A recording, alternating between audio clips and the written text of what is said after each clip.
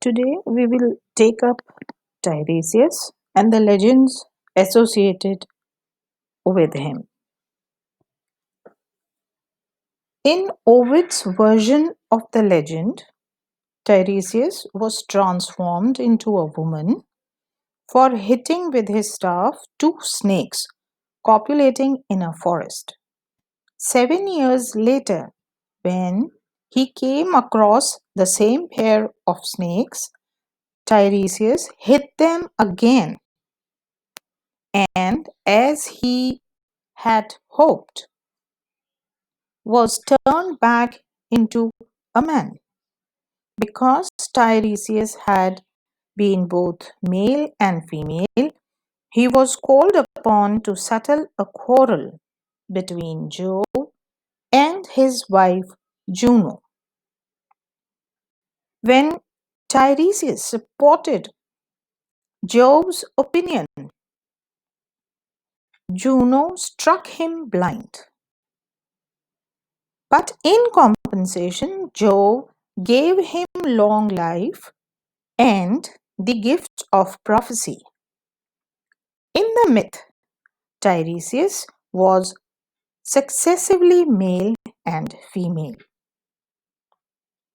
In the wasteland, he is specifically hermaphroditic. In his representation of Tiresias, Eliot is also aware of other legends associated with him. One legend attributes Tiresias' blindness and prophetic powers to Athena, whom he saw bathing. Being a friend of his mother, Athena, instead of killing him, made him blind and prophetic, thereby preempting anyone believing that he had seen her without clothes. Tennyson uses this variation of the legend and assimilates Tiresias to Actaeon in his poem Tiresias.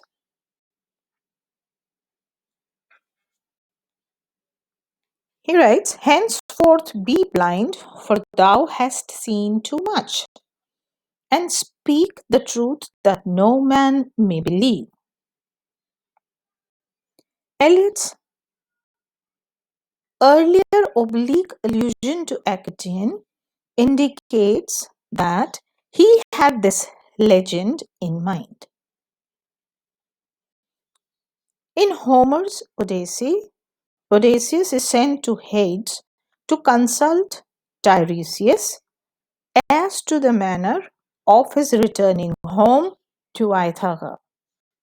In Oedipus Tyrannus and Antigone by Sophocles, Tiresias is the blind, withered prophet who knows that Thebes has been cursed because of Oedipus's patricide and subsequent incestuous marriage to his mother, despite the fact of his ignorance of the identity of both his parents. As a result, Thebes has been turned into a wasteland. The people and the land are infertile.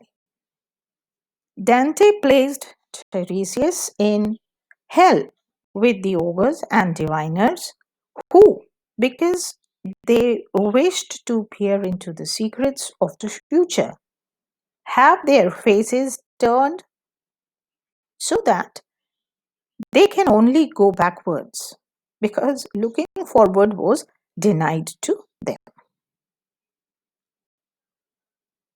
In the wasteland, Tiresias is associated with the Sibyl of the epigraph through his longevity and gift of prophecy. In some versions of the myth, Tiresias has a special staff to guide him in his blindness.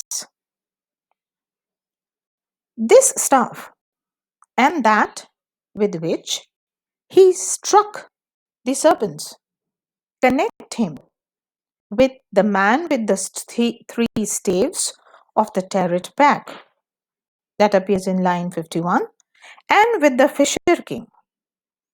Tiresias's sterility too links him symbolically with the Fisher King.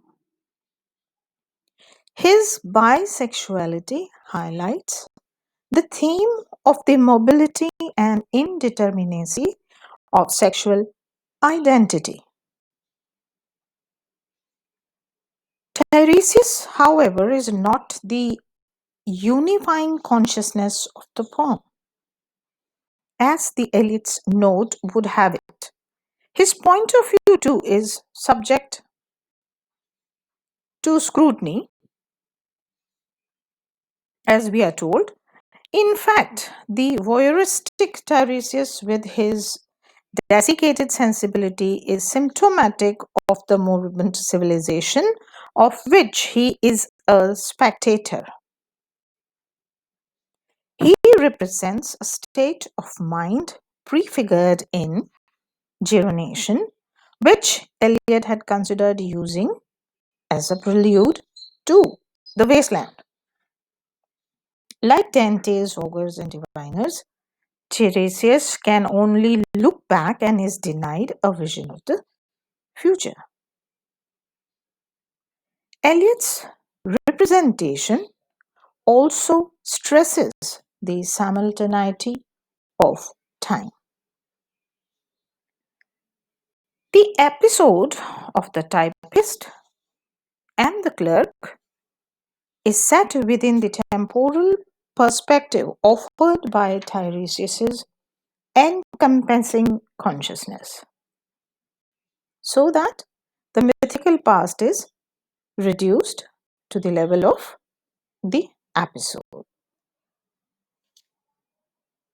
I have taken this entire information from the book Selected Poems and the Critical Reading of the Selected Poems of T.S. Eliot, and I'll upload a photo of the front page of this book on the WhatsApp group that has been specially created for you all, so that you can make use of this book. It is there in the library and you can make use of that book. That's all for today. Thank you.